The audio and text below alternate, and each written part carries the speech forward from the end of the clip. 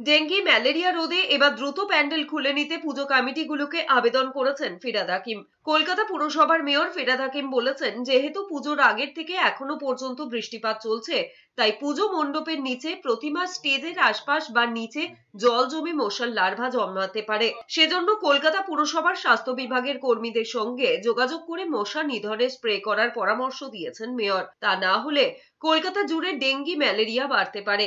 পাশাপাশি পুজোর সময় শহর জুড়ে লাগানো হোর্ডিং খুলে নিয়ে পুজো কমিটিগুলোকে অনুরোধ করেছেন মেয়র। আমি সব পুজো কমিটিকে অনুরোধ করছি যে একটা হচ্ছে রাস্তায় বাঁশগুলো সরিয়ে নেওয়া, দ্বিতীয় হচ্ছে যে প্যান্ডেলগুলো তাড়াতাড়ি সরিয়ে নেওয়া, কারণ উপরে জল জমছে। এই বৃষ্টির শেষে বিপদ হচ্ছে যে জলগুলো থাকলে সেটার মধ্যে মশা ডিম পাড়ে, এইটা দেখা, এবং কর্পোরেশনের যারা হেলথ ওয়ার্কার আছে তাদের ডেকে নিয়ে গিয়ে পুজোর যে স্টেজগুলো হয় তার তলায় বা পুজো প্যান্ডেলের এমন এমন জায়গা থাকে সেখানে যাতে রেগুলারলি অন্তত 7 দিনে একবার করে স্প্রে করে নেওয়া।